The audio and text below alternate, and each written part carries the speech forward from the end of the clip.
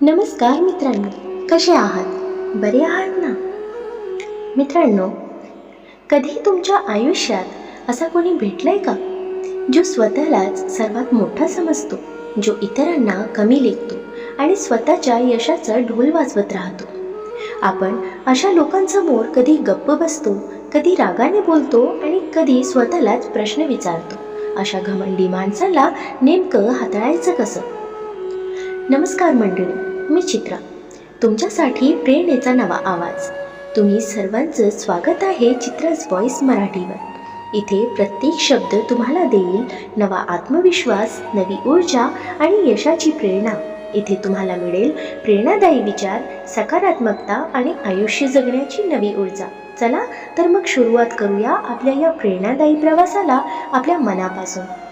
अशा घमंडी माणसाला नेमकं हाताळायचं कसं? उत्तर सोपं नाही, पण ते अशक्यही नाही. कारण घमंड ही ताकद नाही, ती आतल्या कमकुवतपणाची सावली असते.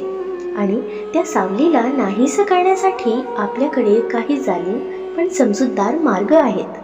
आज मी तुम्हाला सांगणार आहे घमंडी माणसाचा माज उतरवणारे 10 जालीम पण समजूतदार उपाय. नंबर 1, शांततेची ताकद. आवाज न करता दिलेलं उत्तर. घमंडी माणूस भांडण शोधतो, प्रतिक्रिया शोधतो. त्याला वाटतं तो जितका मोठ्याने बोलेल तितका तो बरोबर ठरेल. पण जेव्हा तुम्ही शांत राहता तेव्हा त्याला स्वतःच्या आवाजाचाच भार जाणवतो. शांतता म्हणजे कमजोरी नाही, ती एक अशी ताकद आहे जी दुसऱ्याला स्वतःकडे पाहायला भाग पाडते. नंबर 2, वागण्यातून आरसा दाखवा. कधी कधी शब्द अपुरे पडतात पण वागणं बोलतात. तो जर अहंकारी असेल तर तुम्ही नम्र राहा. तो जर इतरांना कमी लेखत असेल तर तुम्ही सगळ्यांचा सन्मान करा. हळूहळू त्याला जाणवेल की खरा मोठेपणा वागण्यात असतो, बोलण्यात नाही.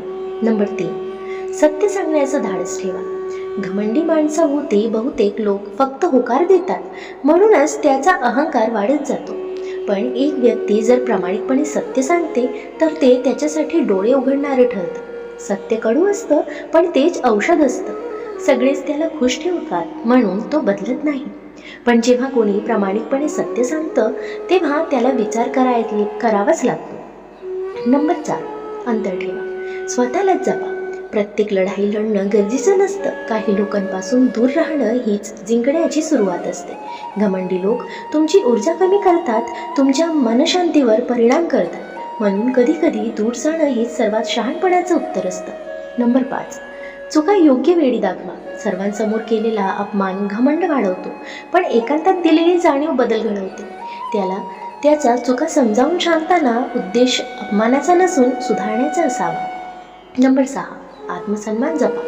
घमंडी माणूस तुम्हाला कमी दाखवण्याचा प्रयत्न करेल, पण तुम्ही स्वतःला ओळखा. तुमची किंमत इतरांच्या मतावर अवलंबून नसते. स्वतःचा आदर करणारा माणूस कधीच कोणासमोर झुकत नाही. नंबर 7, दुर्लक्ष सर्वात मोठी शिक्षा. काही लोकांना वाद नको असतो, त्यांना फक्त लक्ष हवं असतं. तुम्ही दुर्लक्ष केलं की त्यांचा अहंकार स्वतःच कोसळायला लागतो. कधी कधी दुर्लक्ष हीच सर्वात मोठी शिक्षा असते. लक्ष मिळालं नाही की घमंड आपोआप कमी होतं. नंबर 8, सकारात्मक सहवास निवडा. जसं पाणी ज्या भांड्यात राहतं तसं होतं, तसंच माणूस ज्या लोकांमध्ये राहतो तसा बनतो.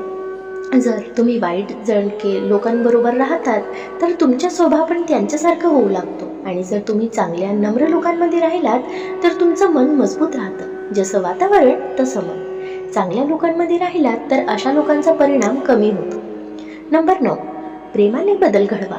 रागाने बदल घडत नाही, पण प्रेमाने होतो. त्याच्या चांगल्या गोष्टी दाखवा, त्याला समजून घ्या. कधी कधी घमंडाच्या मागे दुखलेलं मन असतं. नंबर 10, सोडून देण्याची वेळ ओळखा. सगळेच लोक बदलत नाहीत आणि सगळ्यांना बदलणं आपलं कामही नाही. काही वेळा सोडून देणं म्हणजे हार नव्हे, ती स्वतःसाठी घेतलेली योग्य निवड असते.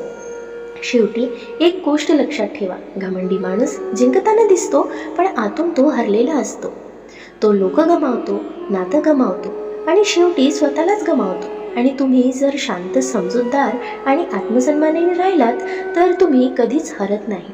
कारण आयुष्याच्या शेवटी मोठं कोण होतं हे महत्त्वाचं नसतं, मनाने कोण मोठं होतं हेच खरं ठरतं. आणि कदाचित कधीतरी तो घमंडी माणूस हे एकटा बसून विचार करेल की मी जिंकलो होतो की हारलो होतो.